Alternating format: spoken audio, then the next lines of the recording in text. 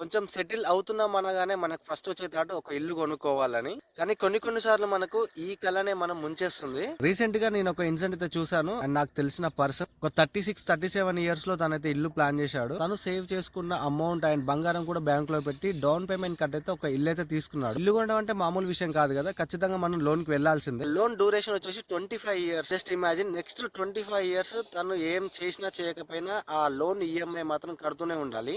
కానీ ప్రెసెంట్ తన సిచ్యువేషన్ అయితే అలా లేదు. ఎందుకంటే తనకు వచ్చే శాలరీలో ఇల్లు మెయింటెనెన్స్, పిల్లల స్కూల్ ఫీజు ఇవన్నీ కట్టగా ఈఎంఐ కట్టడానికి చాలా ట్రబుల్ ఫేస్ చేస్తున్నాడు. తను చేసిన పెద్ద మిస్టేక్ ఏంటంటే కొంచెం కూడా ఎమర్జెన్సీ ఫండ్ అనేది సేవ్ చేసుకోకుండా ఉన్న అమౌంట్ మొత్తం పెట్టి ఇల్లు అయితే తీసుకున్నాడు. దాని వల్ల ఈఎంఐలు కట్టడానికి చాలా ట్రబుల్ అవుతుంది. నా దృష్టిలో అయితే ఓన్లీ డౌన్ పేమెంట్ కోసమే మనం డబ్బులు సేవ్ చేసుకుంటే సరిపోదు. ఖచ్చితంగా ఒకవేళ నీకు ఫ్యూచర్ లో ఏదైనా ప్రాబ్లం వచ్చి నీ జాబ్ పోయినా, లేకుంటే నీకు హెల్త్ బాగాలేకపోయినా, 6 months 1 year నువ్వు ఇంట్లో కూర్చున్నా కూడా నీ లోన్ ఈఎంఐ ఆగకుండా ఈఎంఐలు కట్టడానికి ఆ ఫండ్ అనేది నువ్వు సేవ్ చేసుకున్న తర్వాతనే మనం ఏ లోన్ కైనా వెళ్ళాలి. లేకుంటే ఇలానే అవుతుంది. ఇప్పుడు ఒకవేళ తన జాబ్ పోయింది అనుకోండి, సిచ్యువేషన్ మారిపోతుంది. వాళ్ళు వీళ్ళు అంటున్నారు కదా ఒక ఇల్లు ఉండాలని, మాత్రం ఈ లోన్ ట్రాప్ అయితే పడకండి. మీ దగ్గర సేవింగ్స్ ఉంటేనే లోన్ కి వెళ్ళండి. 1 year 2 years మీకు జాబ్ లేకపోయినా నేను ఈఎంఐని ఆపకుండా కట్టుకునే కేపబిలిటీ నాకు ఉంది అన్నప్పుడే లోన్ కి వెళ్ళాలి. అది లోన్ ఈఎంఐ అయినా వేరేదైనా సరే. ఒకవేళ ఈఎంఐ కట్టడం నువ్వు ఆపేసావు అనుకో, నువ్వు ఎంతో కష్టపడి కొనుక్కున్న ఇల్లు బ్యాంక్ పాలు అయిపోతుంది.